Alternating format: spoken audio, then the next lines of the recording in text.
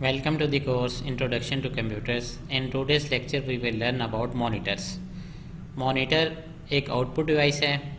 Generally दो तरह के मॉनिटर होते हैं, एक को हम CRT मॉनिटर कहते हैं और इस कैटेगरी के अंदर जो मॉनिटर है वो दूसरा है, इसको हम कहते हैं फ्लैट पैनल मॉनिटर।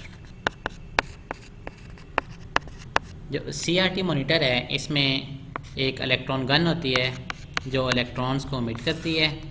ये एमिट हुए इलेक्ट्रॉन्स स्क्रीन से स्ट्राइक करते हैं। तो ये हमारे पास जो स्क्रीन है इससे स्ट्राइक करेंगे।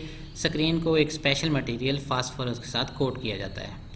फास्फोरस मटेरियल की ये करैक्टरिस्टिक्स है कि जो ही इस पे इलेक्ट्रॉन स्ट्राइक करेंगे तो ये कुछ देर के लिए अपने ग्लो को बरकरार रखेंगे।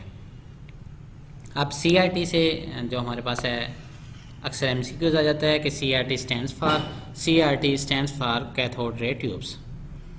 अब CRT के अंदर हम वैक्यूम ट्यूब को यूज़ करते हैं कि इसके अंदर हमारे पास इलेक्ट्रॉन गन्स होती हैं। इसके अलावा हमारे पास डिफ्लेक्शन प्लेट्स होती हैं जिसके थ्रू हम अपनी बीम को कंट्रोल कर सकते हैं। इसी तरह जो सामने स्क्रीन होगी, अब जो स्क्रीन है, स्क्रीन जो है ये डॉट्स पे मुश्तमिल होती है। अब ये जो डॉट्स हैं इनको हम पिक्सल का नाम देते हैं। जो ही इलेक्ट्रॉन्स इससे स्ट्राइक करते हैं तो या तो हमारा पिक्सल जो है वो ग्लो करेगा या ये ऑफ रहेगा। अब इसमें जो स्क्रीन है इसको स्पेशल मटेरियल फास्फोरस के साथ कोट किया जाता है ताकि जो ही इलेक्ट्रॉन बीम इस पर स्ट्राइक करे तो ये जो है वो लाइट दें या ग्लो करें। स्क्रीन को हम कहते हैं एक ग्रिड की फॉर्म के अंदर रोज़ और कॉलम्स के अंदर छोटे छोटे जो डॉट्स हैं जिनको हम पिक्सल कहते हैं इसके अंदर अरेंज किया गया होता है। CRT के अंदर जो बेसिक टेक्नोलॉजी ये है कि इसके अंदर एक गन होगी जो इलेक्ट्रॉन्स को एमिट करेगी। अब हमें पता है कि कैथोड एक ऐसा एलिमेंट है जो इलेक्ट्रॉन्स को एमिट करता है, इसीलिए हम इसको कैथोड रे ट्यूब का नाम देते हैं। तो CRT मॉनिटर के अंदर एक या एक से ज़्यादा इलेक्ट्रॉन गन्स हो सकती हैं। अब अगर हमारे पास जो मॉनिटर है ये ब्लैक एंड वाइट है तो उसके अंदर एक इलेक्ट्रॉन गन होगी। अगर ये कलर मॉनिटर है तो इसके अंदर 3 इलेक्ट्रॉन गन्स होंगी। 3 इसलिए होंगे कि हमारे पास जो 3 कलर हैं जिसके थ्रू हम सारे कलर्स को बना सकते हैं। तो बेसिक जो कलर हैं वो रेड, ग्रीन और ब्लू कलर्स हैं। अब इसमें ये होगा कि जो ही हम इसको सिग्नल प्रोवाइड करेंगे तो ये जो कैथोड एलिमेंट होगा ये इलेक्ट्रॉन्स को एमिट करेगा। जो ही एमिट करेगा तो ये एमिट हुए इलेक्ट्रॉन्स स्क्रीन से स्ट्राइक करेंगे और स्क्रीन जो है वो ग्लो होनी शुरू हो जाएगी। अकॉर्डिंगली जो हमने सिग्नल दिए गए होंगे उसी तरह का इमेज स्क्रीन के ऊपर हमें नज़र आ जाएगा। ये हम देख सकते हैं कि हमें CRT मॉनिटर किस तरह से नज़र आता है। तो CRT मॉनिटर के अंदर हमारे पास ये जो बेसिक एलिमेंट है दैट इज़ इलेक्ट्रॉन गन्स, इसको हम जो सिग्नल प्रोवाइड करते हैं। अब सिग्नल प्रोवाइड करने के लिए ये इसकी कनेक्टर पिन्स हैं जिसके थ्रू हम इसको कनेक्ट कर सकते हैं। इसके बाद हमारे पास ये फोकसिंग सिस्टम है। फोकसिंग सिस्टम इसलिए है कि ये जो इलेक्ट्रॉन बीम यहाँ से हमारे पास जाएगी, ये इलेक्ट्रॉन बीम जब यहाँ से एमिट होती है ताकि ये नैरो बीम की फॉर्म के अंदर स्क्रीन के ऊपर स्ट्राइक कर सके।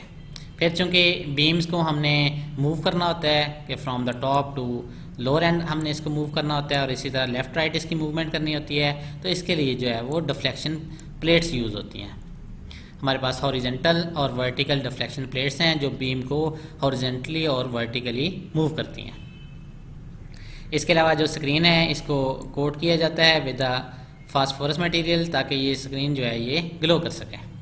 अब इसकी बेसिक टेक्नोलॉजी ये है कि यहाँ से हमारे पास ये जो इलेक्ट्रॉन गन है यहाँ से इलेक्ट्रॉन्स एमिट होते हैं। ये एमिट हुए इलेक्ट्रॉन्स जो हैं ये स्क्रीन से स्ट्राइक करते हैं।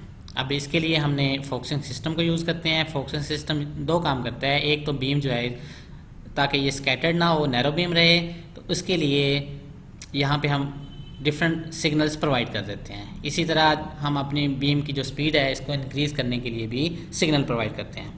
फिर ये जो बीम है इसकी मूवमेंट को हमने कंट्रोल करना होता है। चूँकि स्क्रीन हमारी 2 डायमेंशन के अंदर होती है तो ये हमारी जो बीम है ये एक तो मूव करती है लेफ़्ट राइट और फिर हमारे पास ये मूव करती है फ्रॉम टॉप टू बॉटम। इस तरह से हमारा जो इमेज है वो स्क्रीन के ऊपर पेंट होना शुरू हो जाता है। तो ये बेसिक इसकी पीछे टेक्नोलॉजी है कि CRT मॉनिटर किस तरह से काम करता है।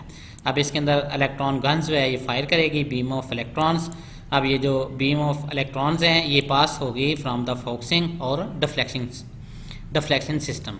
अब डिफरेंस ये है कि फोकसिंग सिस्टम का काम है कि जो बीम है इसको नैरो रखना ताकि ये स्कैटर्ड बीम ना हो। डिफ्लेक्शन सिस्टम इसकी मूवमेंट को कंट्रोल करता है हॉरिजेंटली और वर्टिकली। हॉरिजेंटली के लिए हम कहते हैं कि ये हॉरिजेंटल डिफ्लेक्शन प्लेट्स हैं, और वर्टिकली इसको कंट्रोल करने के लिए वर्टिकल डिफ्लेक्शन प्लेट्स हैं।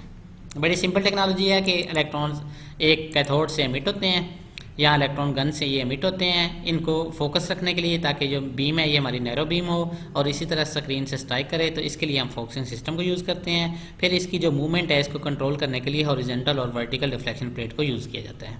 जो स्क्रीन है इसको पेंट किया जाता है विद द फास्फोरस, ताकि ये जो ही इलेक्ट्रॉन्स इस पर स्ट्राइक करें तो ये कुछ देर के लिए ग्लो रहे।